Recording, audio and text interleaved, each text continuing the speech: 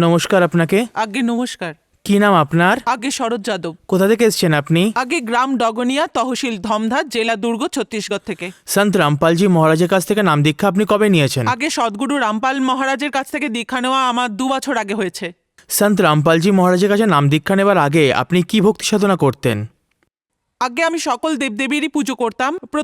সবার প্রথমে তো আমি শিবজির পুরো ভক্ত ছিলাম। শিব ঠাকুরকে আমি খুবই ভক্তি করতাম। পুরো শ্রাবণ মাস ওনাকে জল নিবেদন করতাম এবং উপবাসে থাকতাম। পরে হরিওমের আশারামকেও গুরু বানিয়েছিলাম। রাধাস্বামী সৎসঙ্গেও গেছিলাম এবং তারপরে আমি খ্রিস্টান ধর্মেও ধর্মান্তরিত হতে যাচ্ছিলাম। ওখানেও গেছিলাম। ওম শান্তিতে না 5 বছর ধরে সাধনা করে গেছি। আমি তিরুপতি বালাজি গিয়েছিলাম, বৈষ্ণব দেবীও গিয়েছিলাম। 17 ঘন্টা আমি পায়ে হেঁটে যাত্রা করেছি ছত্তিশগড়ের ডোঙ্গরে যে ধর্মীয় স্থানটি রয়েছে সেখান থেকে। তাহলে আপনি সন্ত রামপালজি মহারাজের স্মরণে কি করে এলেন? আগে সব জায়গায় ঠোকর খেয়ে সব দরজা যখন আমার কাছে বন্ধ হয়ে যায়, তখন আমি এমনকি সমস্ত হাসপাতালের দরজার, সমস্ত মন্দিরের দরজাও বন্ধ হয়ে যায়, সমস্ত তান্ত্রিক বিদ্যা কাজ করা বন্ধ করে দেয়, তখন আমি হতাশ হয়ে আত্মহত্যা করতে যাই। যখন আমি আত্মহত্যা করতে যাচ্ছিলাম তখন কেউ একজন আমাকে অনুপ্রাণিত করে যে এই পৃথিবীতে একজন পূর্ণ সন্ত এসেছেন, তার কাছে দীক্ষা নাও। এমন কি ঘটনা ঘটলো যে আপনি আত্মহত্যা করতে বাধ্য হয়ে পড়লেন? কি অসুবিধা ছিল আপনার, বিস্তারিত বলুন। আগে আমি তো প্রথমে 2010 সাল পর্যন্ত খুবই আনন্দে ছিলাম। আমার ছেলে তখন 5ম শ্রেণীতে পড়তো। যখন ও 6ষ্ঠ শ্রেণীতে উঠলো তখন আমরা আমাদের তহসিল ধামদা, সেখানেই আমাদের ওম শান্তির কেন্দ্র ছিল। তো ওই ওম শান্তির কেন্দ্রে আমার ছেলে যেতে লাগলো এবং কিছুদিন যেতে না যেতেই মা আমি শিব ঠাকুরকে দেখতে পাই। আমি বললাম তুই পাগল হয়েছিস যে শিব ঠাকুর কি করে দেখতে পাবি? না মা, আমি শিব ঠাকুর আমাকে দেখা দেন। আমি বললাম আমিও যাব। তারপর আমরা সেখানে গেলাম, বললেন দীক্ষা নিতে হবে। ঠিক আছে, আমি তাতেই রাজি হলাম। তারপর আমি দীক্ষা নিলাম। তা স্বামী স্ত্রীর মধ্যে যে সম্পর্ক থাকে তা ত্যাগ করলাম এবং সাধনা করতে শুরু করলাম। সাধনা করতে করতে আমি যেন শূন্যেই মিশে গেলাম। এরই মধ্যে পৃথিবী থেকে যেন উপর দিকে উঠে যেতে শুরু করলাম, আকাশে উড়তে লাগলাম। ব্রহ্মা বাবা, যিনি প্রজাপতি ব্রহ্মা, তার সাথে কথা হতো। ওনার সূক্ষ্ম রূপ আমি দেখতে পেতাম আর উনি সূক্ষ্ম রূপেই থাকতেন। আর ওনাকে আমি আমার গুরু বানিয়ে নিলাম। ব্রহ্মা বাবা মানে যিনি লেখরাজ বাবা, যার নাম রাজ লেখরাজ মহারাজ, এবং যিনি এখন সেখানে আছেন। ব্রহ্মা কুমারী সম্প্রদায়ের একটি বিশাল বড় ফাউন্ডেশন রয়েছে। প্রথমে তো আমি মনের শান্তির জন্য গিয়েছিলাম, যে মোক্ষ লাভ হবে, শিব বাবা রয়েছেন, আমি ওনাকে ইষ্টদেব মনে করি। আমার মুক্তির জন্য, আমার কল্যাণের জন্য গেছিলাম। কিন্তু ওখানে যাওয়ার পরে এত বেশি রকম ভূত প্রেত সব আমার ঘরে আসতে লাগলো, আমার পিছু নিতে থাকলো, একসঙ্গে খেতে শুতে থাকলো, এত তাণ্ডব শুরু করলো। আমি ঘুমোলে সে চাদর টেনে নিয়ে চলে যেত। আমাকে মানে আমি যখন কাজ করতাম ভূতের মতন কাজ করতো, আমাকে চিমটি কাটতো। একদিন কি হলো, আমাদের বাড়িতে ঢালাইয়ের কাজ চলছিল, মানে যে কাজটা চলছিল সেই সময় আমার ছেলে জল ঢালছিল। জল দেওয়ার সময় আমরা কোনো ঝগড়া করিনি, লড়াই করিনি। হঠাৎ করে আমার ছেলে গলায় দড়ি দিতে চলে গেল, আত্মহত্যা করতে গেল। আমরা তাকে জোর করে টেনে নিয়ে এলাম। তারপর আবার মাঝরাত্রিরে উঠে আমাদের ওখানে খুব বড় একটা নদী আছে, সেখানে গিয়ে ঝাঁপিয়ে আত্মহত্যা করবে বলে গেছিল। তারপরে কিছু রাসায়নিক সার রাখা হয়েছিল, যেটা টমেটোর খেতে দেওয়া হবে বলে রাখা ছিল, সেটা খেয়ে নিচ্ছিল। তারপর সেই ওষুধটা সরিয়ে রাখলাম, তখন ও নিজের বাবাকে মারতে গেল, বাড়ি থেকে পালিয়ে গেল। তারপর ওকে 10-12 দিন পরে খুঁজে ধরে নিয়ে এলাম। তারপর নিজের গায়ে কেরোসিন তেল ঢেলে আগুন জ্বালাতে লাগলো। তারপর যখন ওম শান্তিতে গেলাম, প্রথমে তো আমরা খুবই সুখী ছিলাম, খুব আনন্দে ছিলাম পরিবারের সাথে। আমার 2টো ছেলে, আমরা স্বামী স্ত্রী মিলিয়ে 4 জন। কিন্তু ওম শান্তিতে যাওয়ার পরে আমার এমন দুর্গতি হলো যে এমন অবস্থা কারণ না হয়, কোনো শত্রুরও না হয়। যারা ওম শান্তিতে আছেন তাদের কাছে প্রার্থনা করছি, ভাই বোনেরা, তোমরা কেউ ওম শান্তিতে যেও না, তোমরা কেউ যাবে না। যিনি ব্রহ্মা বিষ্ণুর পিতা, যিনি মা দুর্গার স্বামী, তিনি ওখানে নেই। ওখানে কোনো শান্তি নেই, ওখানে কেবল অশান্তি আর অশান্তি আছে। যত মানুষ ওখানে যায় তারা সবাই আত্মহত্যা করে। আমি অনেকের বাড়ি গিয়ে দেখেছি। এখন আমার ছেলে পালিয়ে গেল, কিন্তু তার ভূত আমাদের বাড়িতে রয়ে গেল। তো কি হলো, একদিন আমি মাঠে যাচ্ছিলাম, এক তান্ত্রিক আমার পা খারাপ করে দিল। আমি পঙ্গু হয়ে গেলাম, পঙ্গু হয়ে 2 পাই বেঁকে গেল। আমি এত রিপোর্ট এনেছি যে আর কত রিপোর্ট দেখাবো, প্রচুর রিপোর্ট আছে আমার কাছে। আমি খুব দুঃখী ছিলাম। আমি অনেক বড় বড় হাসপাতালে চিকিৎসা করিয়েছি, আমি এমসে চিকিৎসা করিয়েছি, সুনীলের ওখানে গিয়ে চিকিৎসা করিয়েছি। আমার কাছে অনেক রিপোর্ট আছে, সব দরজা বন্ধ হয়ে গেছে, সব ধর্ম থেকে বিরক্ত হয়ে গেছি, কোথাও শান্তি পাইনি, কোথাও ঠিক হয়নি। আমি খ্রিস্টান ধর্মান্তরিত হতে যাচ্ছিলাম, সেই দিন এক মহিলা বললেন যে তুমি হিন্দু হয়েও কেন খ্রিস্টান ধর্ম গ্রহণ করতে যাচ্ছ? তো আমি বললাম কেন যাব না, যেখানে শান্তি পাবো সেখানেই তো যাব। সে বললে যে আমাদের যে যাদব কৃষ্ণ রয়েছেন তার যে সুদর্শন চক্র রয়েছে সেটা কম নাকি, কত মানুষকে সবাইকে একসঙ্গে করে দিয়েছেন উনি, আর তাহলে আমরা কিছু করতে পারবো না? তখন আমি বললাম বোন ঠিক আছে আমি ওখানে যাব না। তারপর আমি বাড়ি ফিরে এলাম। বাড়িতে আসার পর আমার খুব খারাপ লাগতে লাগলো। আমার অ্যাস্থামা ছিল, খুব খুব কষ্ট হতো। যেমন সবাই চা খায়, আমি গরম জল খেতাম, 24 ঘন্টা গরম জল খেতাম। দুধের কোনো জিনিস খেতে পারতাম না, কলা মুড়ি দুধ দই কিছুই খেতে পারতাম না। আর আর আমার শ্বাস নিতে কষ্ট হতো, ইনহেলার নিতাম। আমার 1 মাসের মধ্যে 15 দিনের 400 টাকার ইনহেলার লাগতো। এখন তো আরো বেশি বেড়ে গেছে, এখন তো 10 বছর হয়ে গেছে। তারপর না এটা এমসের রিপোর্ট, এটা কত রিপোর্ট দেখাবো আপনাদের, কিন্তু আমি কিছুতেই ঠিক হলাম না। আমার হাঁপানি সারলো না। তারপর আমার হাঁটুর ব্যথা ছিল, হাঁটুতে যে হাড় থাকে সেই হাড়টাকেও বার করে নেওয়া হয়েছিল, ওই তান্ত্রিক ওঝা এদের মাধ্যম দিয়ে বার করে নেওয়া হয়েছিল। আমি কিন্তু জানতাম না কিছুই, আমি এইসব কুসংস্কার অন্ধবিশ্বাসকে বিশ্বাসই করতাম না। আর এই যে দেখছেন, এটা আমার রিপোর্ট, এর মধ্যে আমার হাঁটুর সমস্ত এক্স-রে রিপোর্টগুলো আছে। কোনো ডাক্তার আমার পায়ের চিকিৎসা করে ঠিক করতে পারেননি।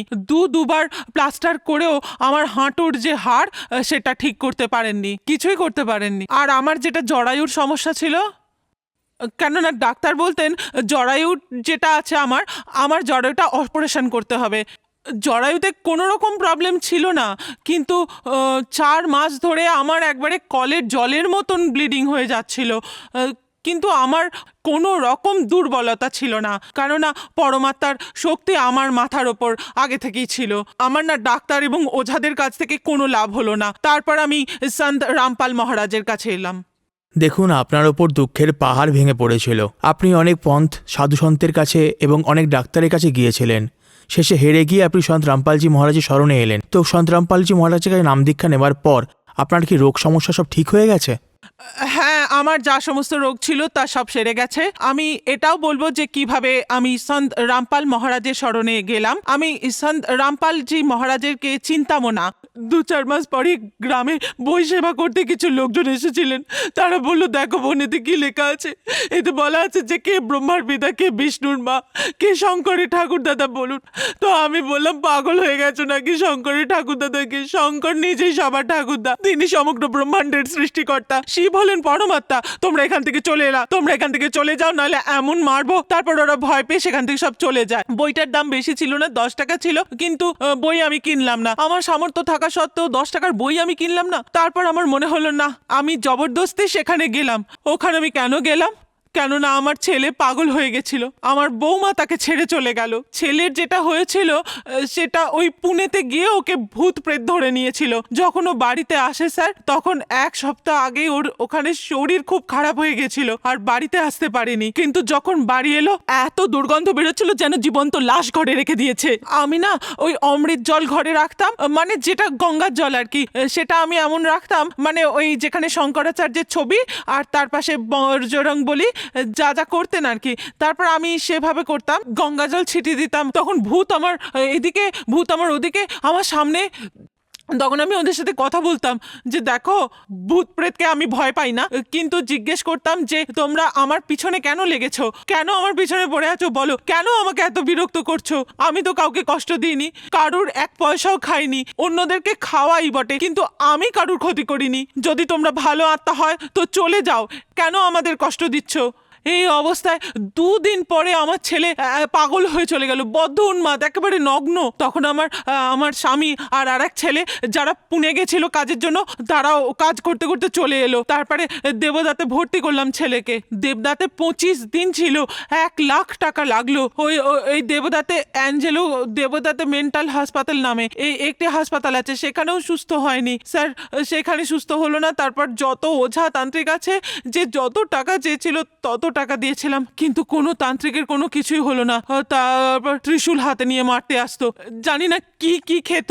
26 বছরের জোয়ান ছেলে উলঙ্গ হয়ে ঘুরে বেড়াতো। আমি এত কাঁদতাম, ভগবানের কাছে প্রার্থনা করলাম, পরমাত্মা পৃথিবীতে কোথাও যদি তুমি থাকো আমাকে দয়া করো, আমার ছেলেকে কেউ বাঁচাও। যদি কারোর বিশ্বাস না হয় যে আমার ছেলে পাগল ছিল না, ওম শান্তিতে যাওয়ার পর আমার ছেলে পুরো পাগল হয়ে গেছে, তবে আমার গ্রাম দাগনিয়া তহসিল ধাম্মা দুর্গা জেলায় আপনি এসে দেখতে পারেন। আমার ছেলেকে না ভূতে ধরেছিল, তো তাকে বেঁধে রাখতাম, তাকে একটা শিকল দিয়ে বেঁধে রাখতাম, বিছানা জিনিসপত্র এইরকম ভাবে তুলে তুলে ধরতো। আমরা সব সময় ওকে শুধু বেঁধে রাখতাম। আপনারা দেখতে পারেন, এই যে দেখুন দেখুন, আমি তো ছবি দেখাচ্ছি, এটা 2-3 বছর আগেকার ছবি। এখন তো আমার ছেলে গুরুজির স্মরণে এসে একদম সুস্থ হয়ে গেছে। এই দেখুন, এটা আমার ছবি। দেখুন, আমার ছেলের শরীর যখন খুব খারাপ হয়ে গেল, তখন আমি ছেলেকে ওই ওঝা তান্ত্রিকের কাছে নিয়ে যেতাম। সেখানে ওঝা তান্ত্রিকেরা আমার উপর আক্রমণ করলো এবং আমার উপর ভূত প্রেত ছাড়াতে লাগলো। আমার হাঁটু পুরো নষ্ট হয়ে যায়। দেখুন, এখানে দেখতেই পাচ্ছেন আমার ছবি, আমি মিথ্যা বলছি না। আমার হাতের হাড় পুরো আটকে গিয়েছিল, এখন একদম ঠিক আছি। সন্ত রামপালজি মহারাজের স্মরণে এসে আপনি কি লাভ পেয়েছেন? আগে মালিকের চরণে এসে আমি অনেক অনেক উপকার পেয়েছি। মালিক আমাকে পুরো সুস্থ করে দিয়েছেন। মালিক এমনভাবে আমার হাত তুলে নিয়ে আমাকে তার চোখের পলকে বসিয়ে নিয়েছেন।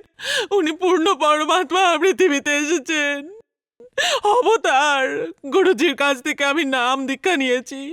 তো যখন আমি নাম দীক্ষা নিয়ে আসলাম, যখন আমার হাঁটুর ব্যথা সারছিল না, আমার অ্যাজমা সারছিল না, যখন আমার হাড় আটকে গেছিল, আমার হাত এরকম হতো না, এখন একটু আছে, কিন্তু ওনার কাছে আসার পর 1 সপ্তাহ গেল না, আমার একদম সব ঠিক হয়ে গেল।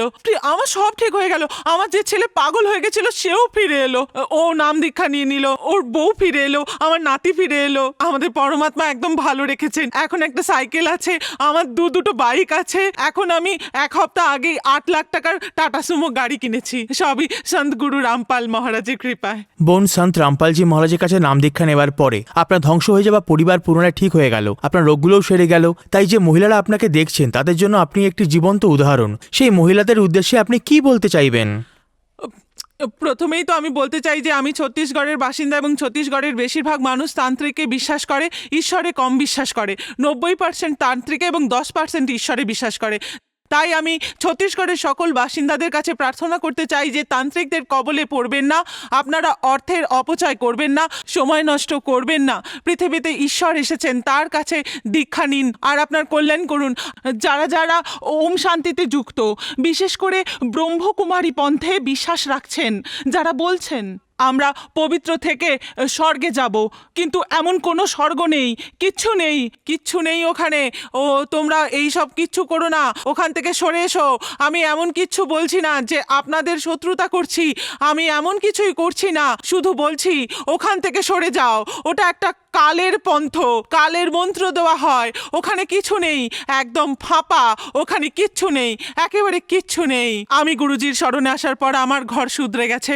সদ্গুরু রামপালজি মহারাজের চরণে আসার পর আমি অনেক সুখী হয়েছি। দুঃখী ভাই বোনেরা, সদ্গুরু রামপালজি মহারাজের সৎসঙ্গ অনেক টিভি চ্যানেলে আসে, সেখানে নিচে একটি হলুদ পট্টি চলতে থাকে। আপনি সেই হলুদ পট্টি থেকে নম্বরটি নিয়ে আপনি ডায়াল করতে পারেন, কিছু জানার থাকলে জেনে নিতে পারেন, নাম দীক্ষাও নিতে পারেন। আর ছত্তিশগড়েও অনেক নাম দান কেন্দ্র আছে, আপনি চাইলে সেখানে ফোন করে জানাতে পারেন এবং আপনার কল্যাণ করাতে পারেন। সদ্গুরু রামপাল মহারাজ পৃথিবীতে এসেছেন, মোক্ষ করিয়ে নিন। ধন্যবাদ।